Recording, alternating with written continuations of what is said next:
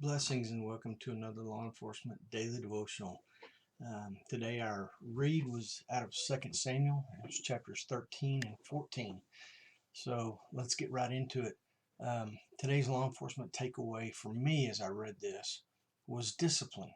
And if you read ahead, you know that the story is about David and his children and basically the lack of discipline from their father David. And there's a verse in the past that we'll look at that you kind of have to wonder if it was on David's mind or not. But for law enforcement, let's think about it this way. Who lacks discipline? Who of us wants to be disciplined and called out for something that we did wrong? Um, Not many of us. I don't like it either, but it is necessary. And as Christians who are always trying to be set apart and different from the world, we should have a different worldview of discipline. We should not look for discipline because that means we may be trying to do something wrong to get discipline. But when discipline comes and when correction comes, that we should have the attitude to take it to self-improve, to see where we need to fix things and better ourselves. There's a lot of proverbs I'm gonna read as soon as I get through this, and still try and keep this in time. But anyway, today in 13:21, David hears about the rape of his daughter Tamar from one of his sons. Now they have different mothers, but they're still his children. Um, the Bible doesn't tell us that David did anything after learning about this rape except getting angry. He doesn't discipline anybody. So Tamar's brother with the same mother is Absalom, and Absalom decides that he's going to wait for the perfect opportunity and he'll take his own revenge. He doesn't see any justice coming from his father. Now, keep that in mind because we will see that crop up again later on as we get further down the road in some of our reads, that Absalom did not see any discipline or justice come from his father David. Um, but I have to wonder, in 2 Samuel 7, 12, and 14, God's telling David that David's going to have a descendant who's going to sit on the throne.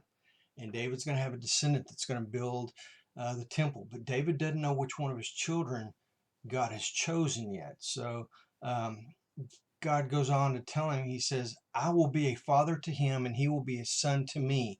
And when he commits iniquity, I will correct him with the rod of men and the strokes of the sons of men. In other words, God says, I'll discipline him myself.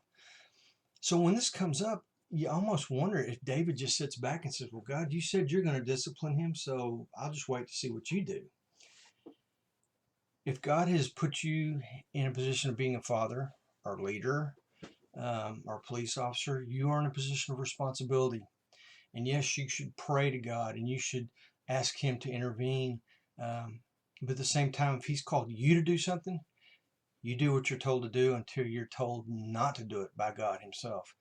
Um, But anyway, some of the proverbs that should speak to us as law enforcement about discipline. Proverbs 6:23 says, for the commandment is a lamp and a teaching is light. And reproof for discipline are the ways of life. We need to keep those things in mind.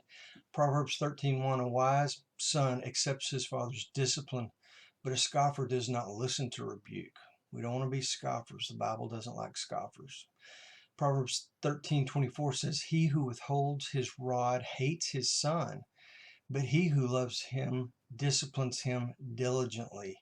And one more, Proverbs 19:20 says, listen to the counsel and accept discipline, that you may be wise the rest of your days. Hey, when your staff or administration or supervisors come down on you and discipline you, try and look at it from a biblical sense of taking that discipline, correcting yourself so you'll be better next time. Plus, the attitude you have when you accept discipline will catch people off guard. It'll get their attention and it'll make them recognize what a wise person you are. We don't want to do these for selfish gains. We want to do these to glorify God. That's our purpose. So you guys be safe out there, and I'll see you tomorrow. Tomorrow's read is 2 Samuel 15, 16, and 17. So read up, and I'll see you tomorrow.